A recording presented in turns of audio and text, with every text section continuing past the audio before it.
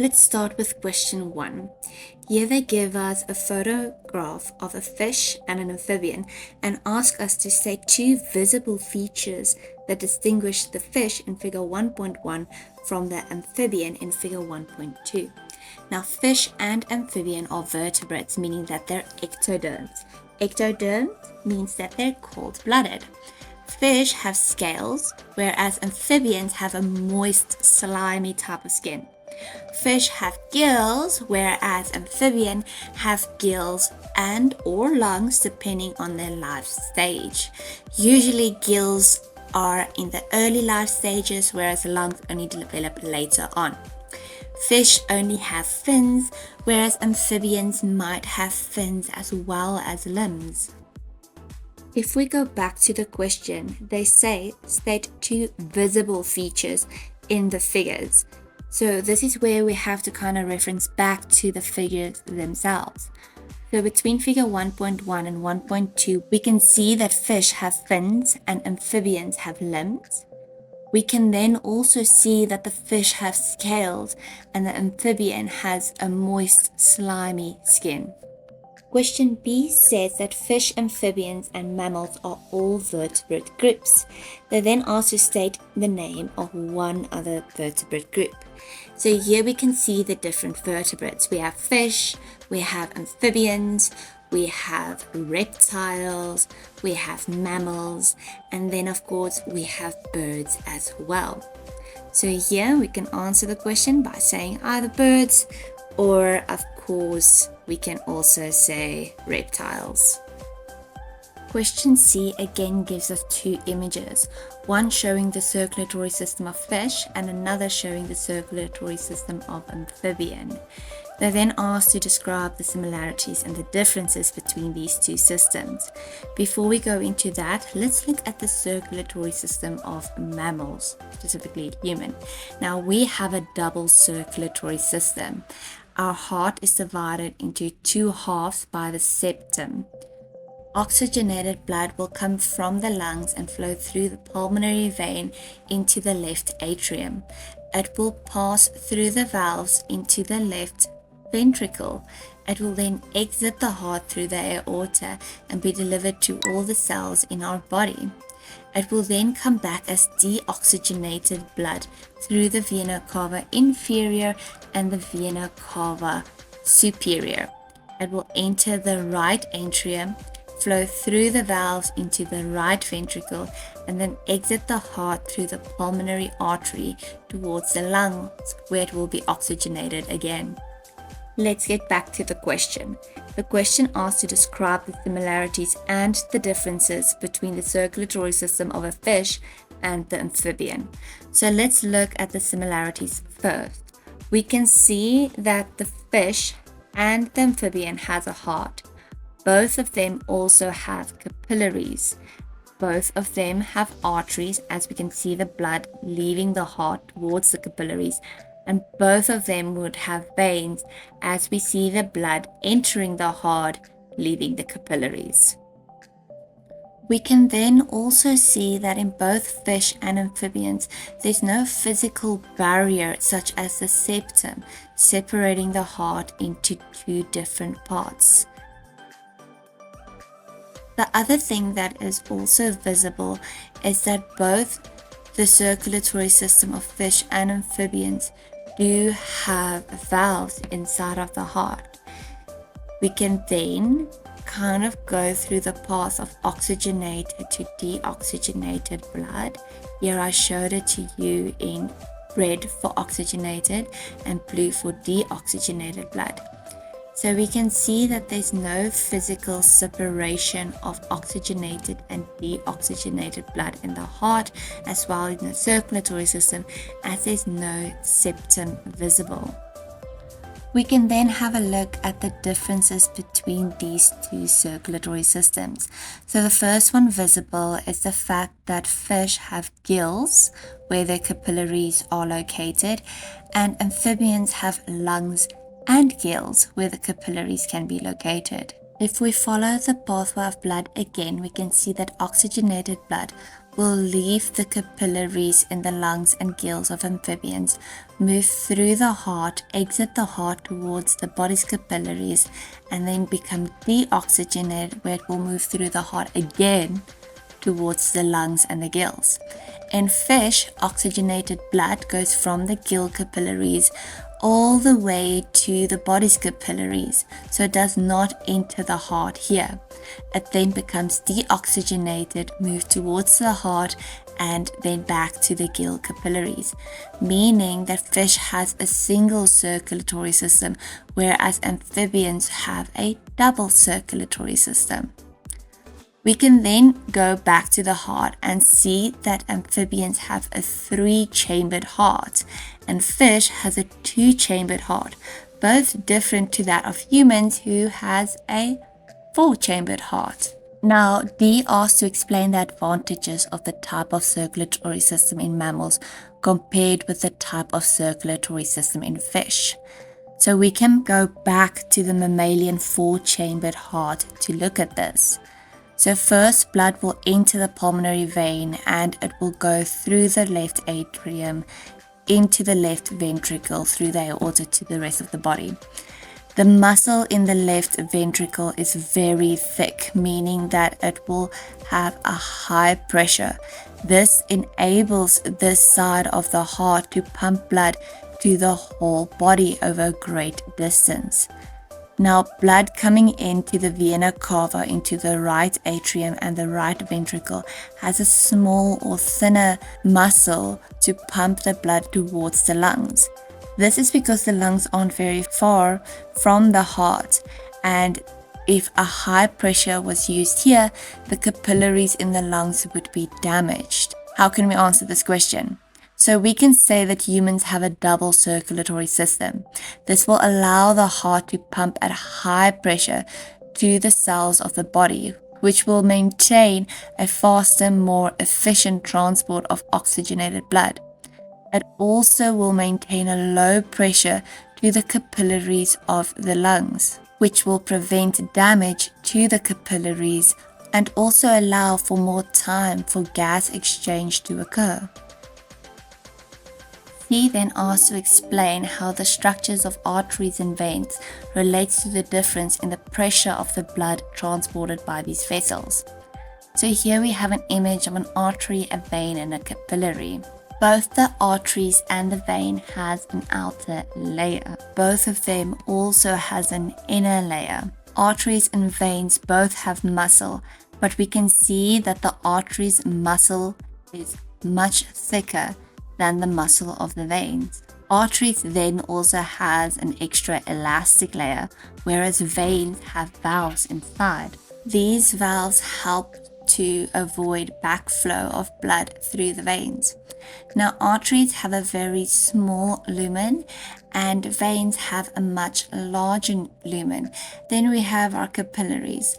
The wall of the capillary is only 1 cell thick and it has a very small lumen. The wall of the capillary also has fenestrations, which allows easy diffusion or movement of ions into the cells from the capillaries. Okay, let's see how we can answer this question. So we can say that arteries have thick walls to withstand the high blood pressure. They also have a thick layer of elastic tissue to withstand the changing pressure. They then also have a thick muscular tissue that can alter the blood pressure, either increasing or decreasing it. And then they have a really narrow lumen to maintain the high blood pressure needed for the blood to reach all the cells in the body.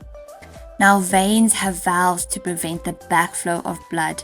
Veins also have thin walls with a large lumen to provide less resistance to the blood. The thin walls also allow for blood to be moved by a contraction of the surrounding muscles. We then have question F, which gives us a table of the name of an organ with the name of the artery that brings the blood to the organ. So there's a few main arteries we need to know. The first one is the carotid artery that's found in your neck. Then we have the subclavian artery that's just below the clavicle, the aorta that supplies the body with oxygenated blood from the heart, the pulmonary artery that supplies the lungs with blood. Then we have the renal artery that supplies the kidneys, the hepatic that supplies the liver, the mesenteric which supplies the intestines, the iliac which supplies the becken, and the femoral which supplies the femur, and then lastly the jugular which supplies the brain with blood. So if we look at this question, we can see that the lung is supplied by the pulmonary artery, the renal artery supplies the kidneys, and the liver is supplied by the hepatic artery. Question 2a gives us a figure 2.1 that shows the internal body temperature of a human and the external environment temperature during 6 hours in one day. The y-axis shows the temperature and the x-axis the time in hours. We can see that the temperature of the internal body keeps kind of constant, fluctuating over the 6 hours. Whereas the external environmental temperature starts off really low and increases very high and then decreases slightly at the end of the 6 hours.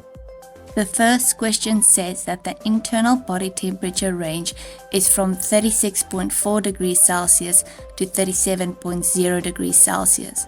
They then asked to state the range of the internal environment temperature shown in figure 2.1.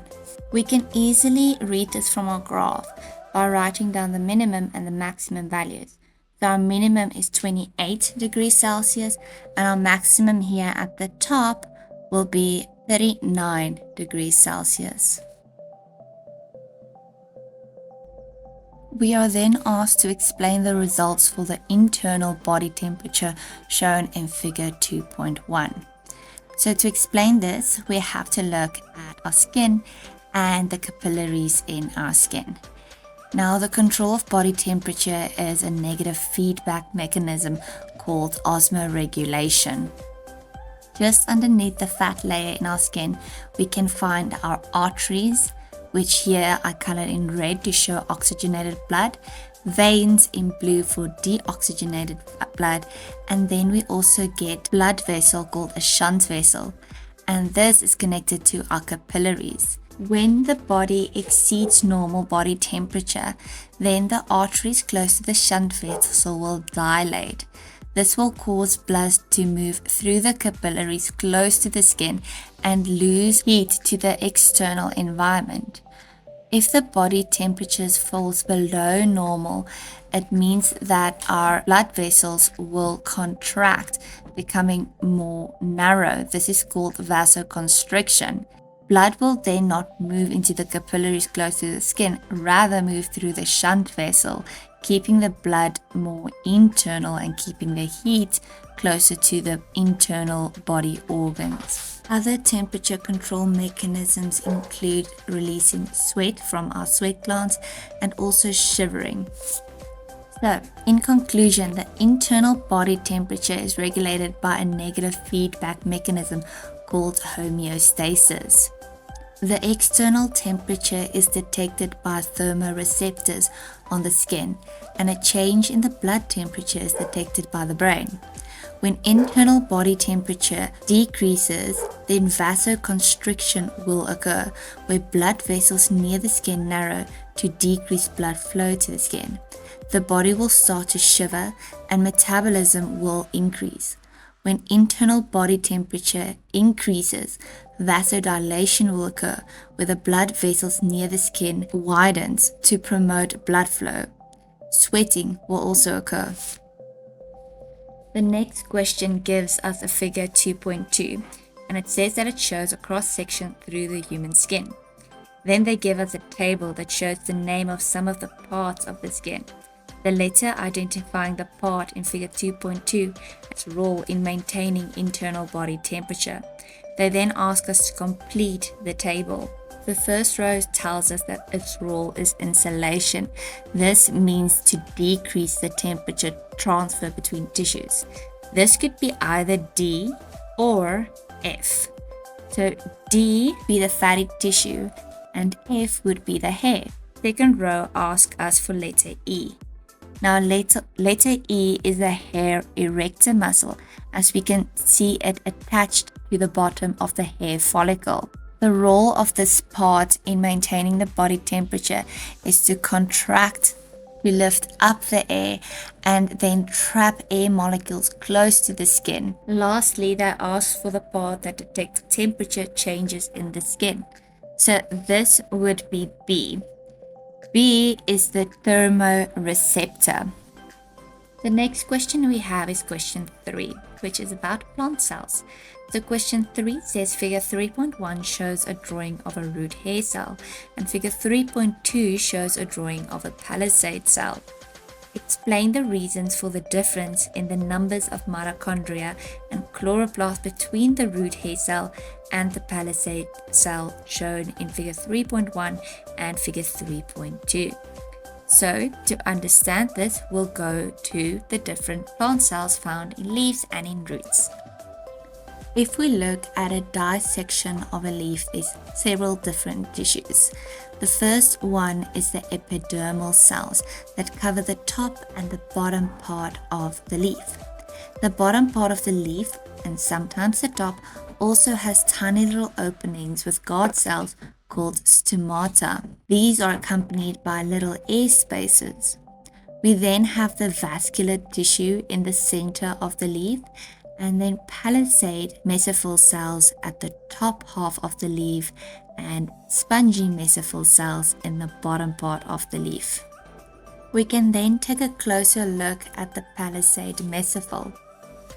These cells contain many chloroplasts that are responsible for photosynthesis. This is because the palisade mesophyll is on the top part of the leaf and will be able to absorb the most sunlight. Photosynthesis is, after all, the process where radiant energy is converted into carbohydrates that can later be used in respiration. If we look at the cells that are found in the root, we can see that they are specialized into root hair cells that increase the surface area for absorption. Now, these types of cells have lots of mitochondria, more than that in palisade mesophyll cells. Now, mitochondria is responsible for respiration that produces energy in the form of ATP. This energy is going to be needed for the uptake of mineral ions because these ions are being taken up through active transport against their concentration gradient.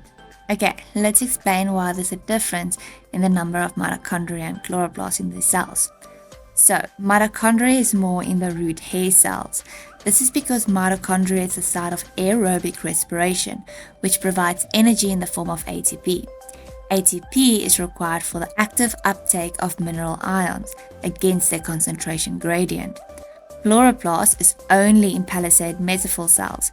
Chloroplast is the site of photosynthesis, which requires light. Light is not able to penetrate the soil to reach root hair cells.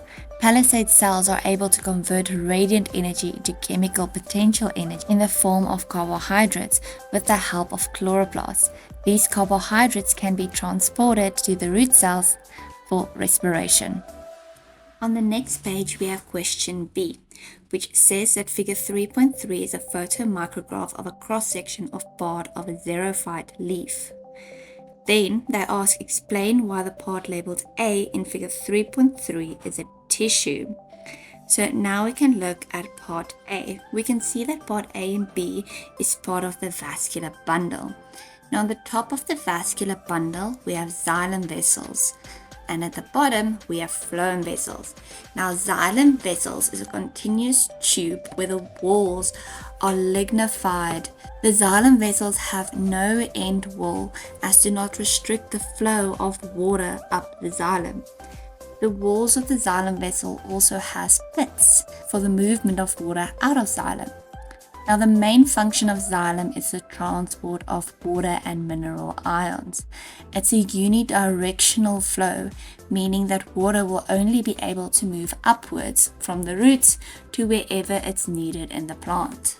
We then have phloem, which is a bit different than xylem. Where xylem is dead, empty cells, phloem has companion cells with living content in them that service the main sieve tube element. The sieve tube element's end walls are perforated, and the functions of phloem is to transport carbohydrates. The flow in phloem is also multidirectional, meaning that carbohydrates can be moved upwards or downwards, as carbohydrates are produced in any part of the plant that has chloroplast and might be needed in any other part of the plant.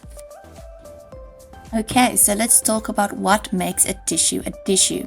So a tissue is defined as a group of similar cells that work together to perform a specific function. As part A is the phloem vessels, there are specialized cells that facilitates the transport of carbohydrates. The second question asks us to describe two ways that the structure labeled B in figure 3.3 is adapted to its function. The xylem is adapted to its function by having thickened lignified cell walls. They also have no end plate or end walls to help with continuous flow of water. They also have a very wide lumen and pits in the walls to help with the removal of water from the xylem vessel. Question 3 and 4 then ask us on specific adaptations in xerophytes. So let's have a look at xerophytes. So when I think about xerophytes, I think about cacti. They have a thick, waxy cuticle which minimizes water loss. They also have swollen or fleshy leaves. Now these leaves store extra water that's needed for respiration. Their roots are widespread, but they also have deep roots. Now, if we compare the internal structure of a normal leaf to the structure of a xerophyte leaf, we can see that the xerophyte leaf is rolled. This is to minimize the exposure of the stomata to the external environment and to decrease water loss. They then also have hairs in there or on their leaf, and this traps little water molecules, increasing the humidity outside of the leaf. This will in turn decrease the transpiration or loss of water out of the stomata. They also have sunken stomata, and this also helps to regulate the water potential outside of the leaf, but also to minimize wind outside of the leaf that could also increase the loss of water. The first question asks to describe one way the leaves of xerophytes are adapted to their environment. Now, the leaves of xerophytes have a thick, waxy cuticle. They have small leaves. They could also have curled leaves. The leaves can be reduced as spikes to decrease the surface area. They can also have hairs on the leaf, and they can have thick, fleshy leaves to store water, and then also sunken stomata. The second question asks to describe one way the roots of xerophytes are adapted to their environment. Now, some of the roots will be deep and other would be shallow and widespread, depending on where the water in the soil is. Okay, question 4. So here they say a student investigated the effects of lactase on 3 different liquids: milk, lactose-free milk, and sucrose solution. So before we go on with the question, remember that lactase is an enzyme that catalyzes the reaction of lactose into glucose. They then say the student used an indicator to test for the presence of glucose. A sample of each liquid was tested before and after the treatment with lactase. The indicator turned brown in the presence of glucose. So let's quickly look at how enzymes work before we answer the rest of the question. So enzymes have a specific shape on its active site. This shape will be complementary to the shape of the substrate. The substrate will fit perfectly into the enzyme active site to form an enzyme substrate complex. This is called the lock and key model. It will then produce a product. Now, the activity of enzyme action is dependent on a few factors. The first one we're going to look at is temperature. So as I increase the temperature, enzyme activity will increase as well. This is because of the kinetic energy that increases, and the particles will be able to vibrate more, move more, and more successful collisions will be possible. We then have an optimum temperature, and at this temperature, the maximum rate of reaction is achieved. If we increase the temperature even more, we'll have a steep decrease in activity. This is because the bonds that keep the active site together will break up to a point where the enzyme is denatured, and this is irreversible in most cases. The next factor we'll look at is pH.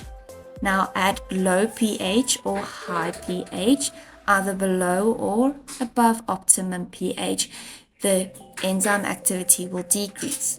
This is because the pH changes will distort the bonds in the active site, meaning that the substrate won't be able to fit perfectly. This is a reversible reaction just by adjusting pH a little bit. Then we have the substrate concentration. Now, as we increase the substrate concentration, my enzyme activity will increase. At this point on the graph, my substrate concentration is the limiting factor because it's keeping my reaction from being at its best. But if I increase it up to a point where the graph plateaus, it means there might be another limiting factor, something like temperature or enzyme concentration, which limits the reaction from increasing even more. Okay, so question 1 asks to explain the results for the 3 liquids shown in table 4.1. So if we look at the first row of milk, the color before treatment with lactase was blue and it turned brown, meaning that there was lactose present in the milk and it was turned into glucose, which turned the indicator brown. Now in test tube 2, there was lactose-free milk. The color before the treatment with lactase was brown and after the treatment was brown as well. This shows that lactose-free milk already has been treated with lactase, so there's already glucose present in the milk. Then row 3 is a sucrose solution. The color before the treatment with lactase was blue and the color after the treatment was blue as well. This showed that no glucose was present in this test tube. And then there was also no lactose present in this test tube because nothing could be converted to glucose. So we can say that the lactase is specific for the breakdown of lactose to produce glucose. On the next page, the second question says that the student kept the solution at a temperature that was close to the optimum during the investigation. They then say, using your knowledge of the effect of temperature on enzyme activity, explain why this was important. Now we know as the temperature increases, the kinetic energy increases. So this will increase the enzyme activity as there will be more successful collisions. So at optimum temperature, the maximum rate of reaction will be achieved. So when the temperature increases above the optimum temperature, the bonds of the active site will distort and eventually break, leading to a denatured enzyme where the active site is no longer complementary to the substrate. And we know that this means that the rate of reaction will then decrease. Question D then states, as part of a balanced diet, some governments recommend that children drink milk that has vitamin D added to it. They then suggest the dietary reasons for this advice. Now before we start answering this question, let's look at the different vitamins and minerals needed by the body and what their functions are. The first vitamin that we're going to look at is vitamin C. Now, vitamin C forms an essential part of the collagen, which makes up our skin, hair, our gums, and our bones. If we don't have enough vitamin C in our diet, it can actually cause scurvy. We then have vitamin D. Now, vitamin D helps to absorb calcium, and calcium is needed for strong teeth and bones. It plays a part in the clotting factor of blood as well. And if we don't have enough calcium, it can cause rickets and osteoporosis. The last one I want to look at is iron. Now, iron is needed to make hemoglobin, which is essential for the transport of oxygen throughout our body. Okay, so now we can answer this question by saying that milk contains calcium and vitamin D. Vitamin D is essential for the absorption of calcium, and calcium is needed for healthy teeth and bones, as well as to prevent rickets. The next question asks us to describe what is meant by a balanced diet. Now, a balanced diet consists of an eating habit that acquires all the food groups and nutrients in the correct proportions. It also provides sufficient amount of energy for the individual's lifestyle. Next, we have question 5. Question 5 says that figure 5.1 is a graph showing the effect of temperature on the rate of transpiration from the upper and the lower surface of a leaf that is provided with a constant supply of water. So if we look at these two graphs on figure 5.1, we can see that the graph of lower surface is higher than the graph of the upper surface. We can also see that the graph for the lowest surface in the area of D is more steep. This means that the rate of transpiration will increase quicker than the rate of transpiration for the upper surface. We can see that both for the lowest surface and the upper surface, at the same temperature, the rate of transpiration plateaus. So let's look at the question. The question asks to describe the results shown in figure 5.1. So we can say that the rate of transpiration on the lowest surface is higher than on the upper surface. The rate on the lower and upper surface will increase constantly for the duration of X. The rate will increase quicker for the lowest surface as the graph was more steep, but both rates will become constant at the same temperature. Let's see if we can understand transpiration a bit easier before we go on to the next question. Transpiration involves the specialized tissue xylem, which is responsible for the upward transport of water from the roots to any tissues that it needs. So while water travels up the xylem vessels, there's two forces that are acting upon the water. The first one is adhesion, which is a force between the water molecule and the side of the xylem vessel. Cohesion is the same type of force, but this is a force that's keeping the water molecules together. Now, if we take a leaf as an example, water will move from the xylem vessel into the spongy mesophyll cell. So this is done through the movement of osmosis. So we'll go from a high water potential, which is in the xylem vessel, to a lower water potential in the spongy mesophyll cell. From the spongy mesophyll cell, it will go into an air space through evaporation. Remember, this is when water goes from a liquid to a gas phase. It will then exit the air space through the stomata through a process called diffusion. So we'll go from a high concentration of water vapor to a low concentration of water vapor. Now, all of these forces and the movement of water up the xylem vessel and through the leaf cells out the stomata, it will cause a negative pressure, pulling up more water through the roots. The rate of transpiration is affected by a few factors. The first one is humidity, then temperature, and also wind. On the next page, question B asks to explain reasons for the shape of the graph for the upper surface of the leaf at X and at Y in the figure 5.1. So let's quickly look at the figure again. So for the upper surface, which is the lower line, we can see at point X it is increasing constantly, and at point Y it is at a plateau, not increasing, neither decreasing. We can also see that on the upper surface, the rate of transpiration is slower. So we can answer question B at X. We can say that as the temperature increases, the rate of transpiration increases.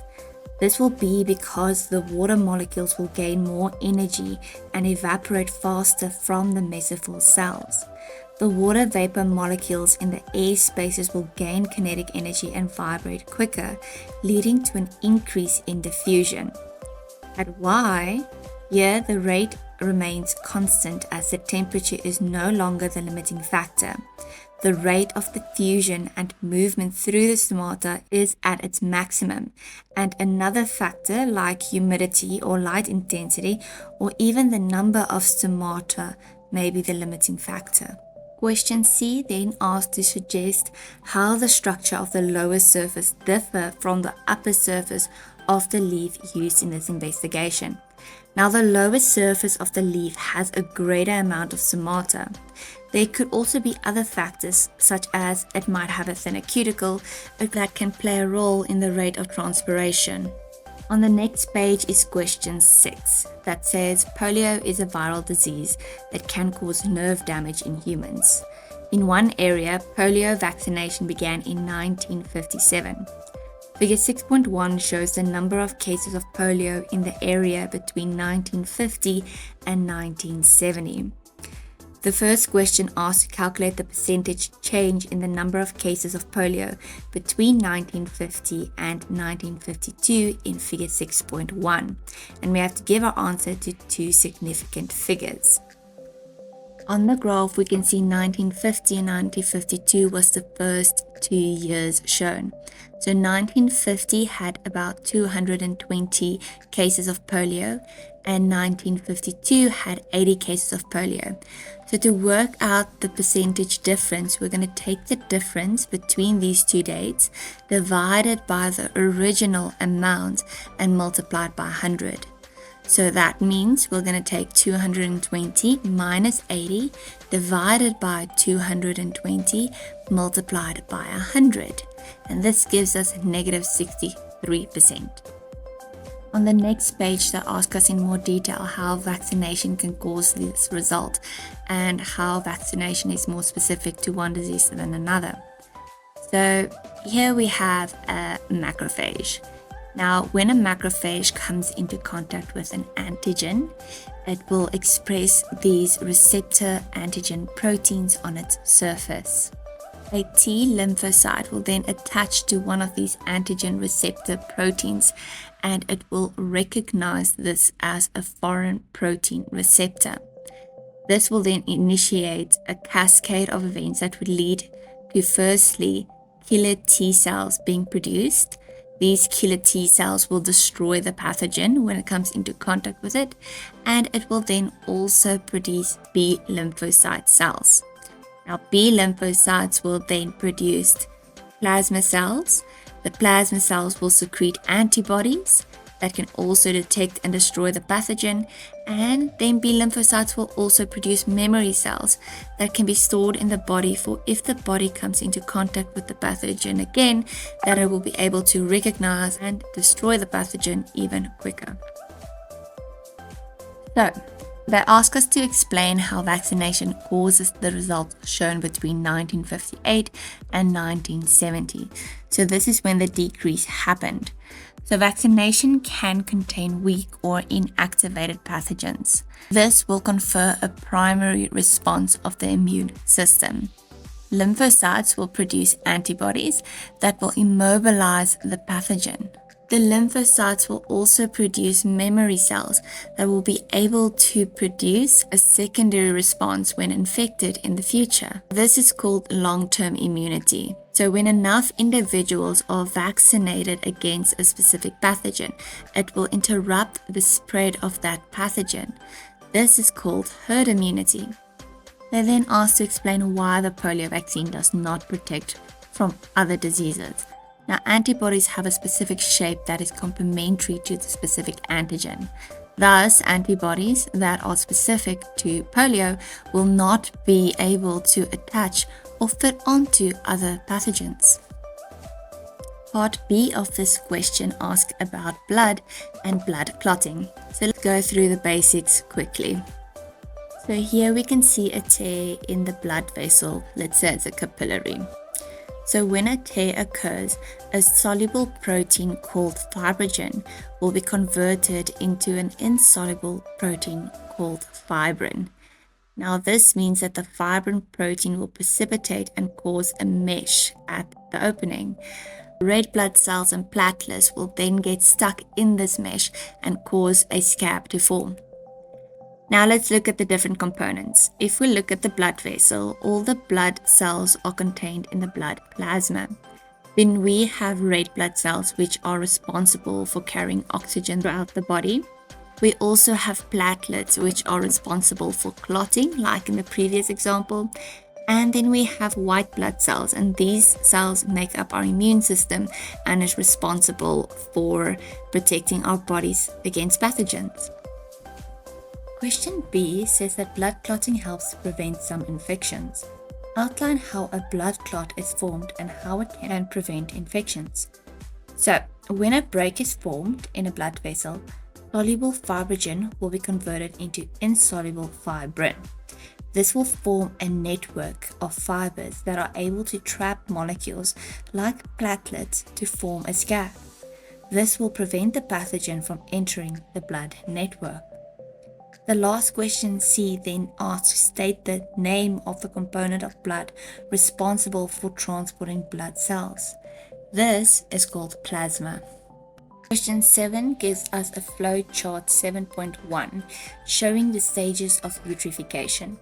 So let's quickly go through eutrophication. Eutrophication is when too much fertilizer that contains minerals like nitrogen and phosphorus leaks into a dam or a river.